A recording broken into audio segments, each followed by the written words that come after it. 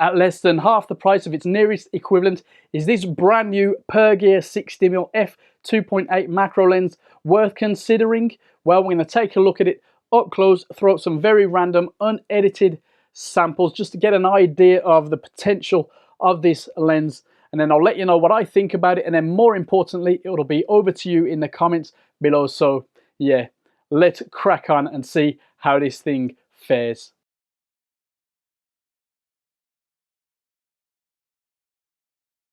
Let's take a look at this thing up close then. Crack open the box, which is actually simple but well padded. No expense spent there, but does the job. In full frame terms, 90mm. We've got 11 elements in 8 groups, 10 blade diaphragm, so there could be some decent bokeh from this thing.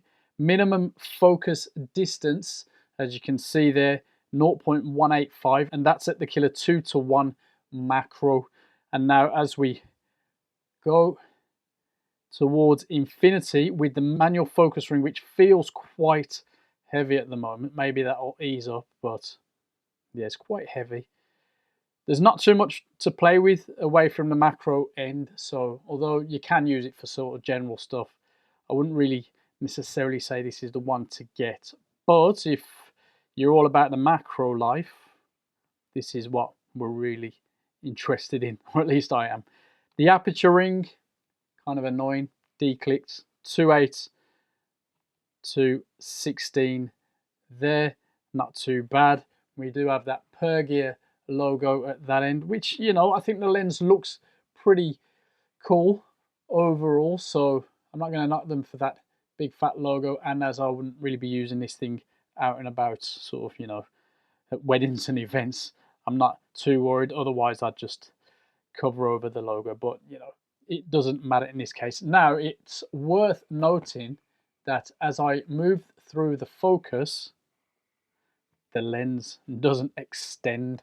So, you know, if we flip up to this end where you can see the 62mm filter thread, and you can see the design there, I'm going to move around and you can see inside, potentially you can see inside everything moves, but the actual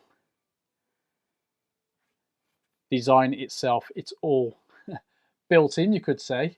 So, you know, if you've got it in place, you don't have to worry about everything extending because they've made sure that that stays inside.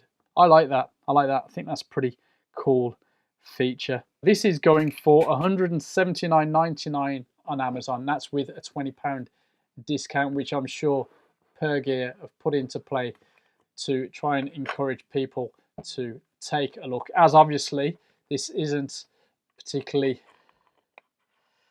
you know, attractive brand name in the Fujifilm world, but I think they produce pretty nice budget gear that's well worth a look at, and we're hoping that this is another one.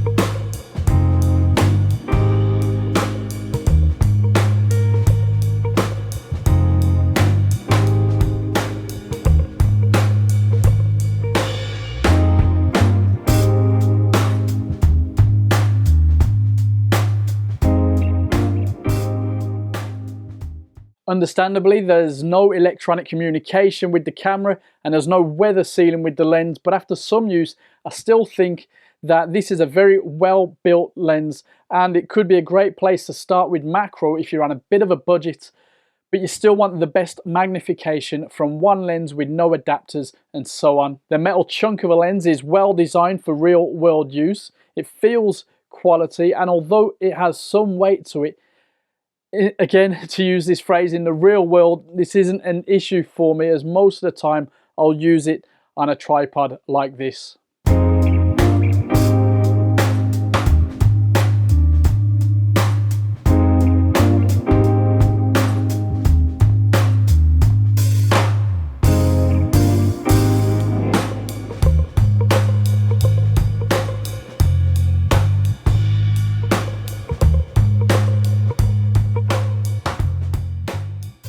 After some use, I would say that focusing feels well dampened, maybe leaning towards the heavier side if I'm completely honest, and it seems to be pretty accurate. As we mentioned before, it's all internal, which is the right design choice here.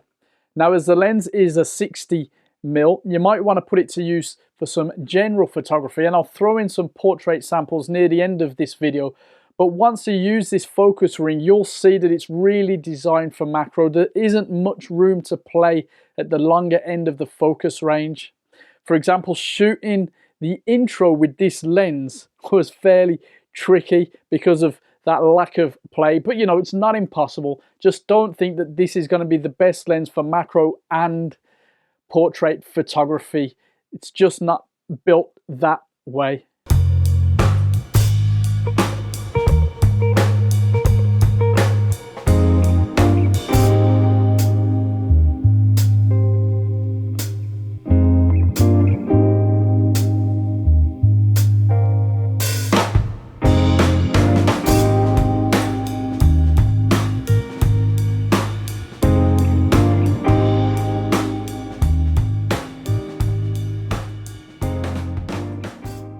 As is a common theme with these budget lenses, the aperture ring is a bit of a letdown.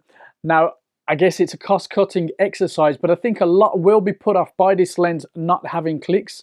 But as it is, it's not a complete loss. You shouldn't necessarily be put off. You can obviously still shoot with it, but clicks for macro work is really much more practical. And the ring is quite heavy, so you're not likely to knock it out of place that easy. But yeah, I don't think I need to say more about the aperture ring, do I?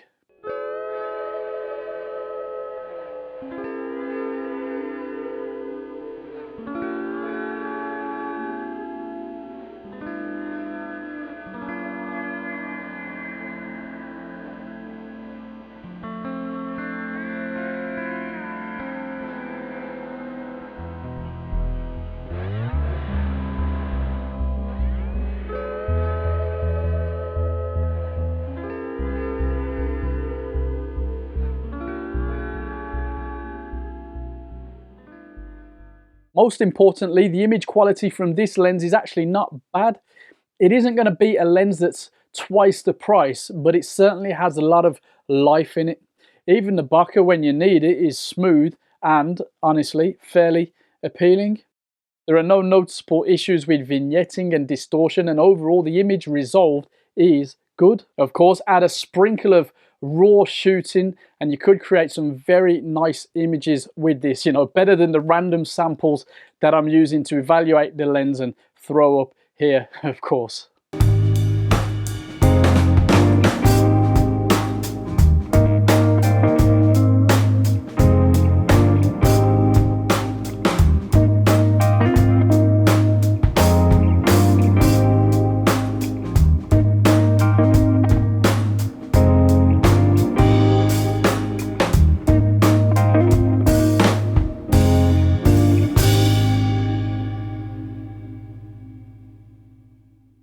When Pergear announced this lens, I thought, you know, fair play, if they could pull this off, this could be a fun one. Now, after some use, I'm left hoping that this doesn't just stay as one of those sleeper lenses. It's definitely making a good case as a budget 2-to-1, and while everybody talks about the Laowa when it comes to manual macro on the Fujifilm system, the only true like-for-like lens out there seems to be the Door 60mm, but I've got zero idea about how that lens fares, so, you know, I can't compare the two. This one is going for about £199.99, and at the time of recording this, there's a £20 discount. I think there's definitely a market that should be considering this gear, this Pergear. Let us know then, when you've had a chance to use this lens, what do you think about it? Until the next time, take it easy, and I'll see you very soon.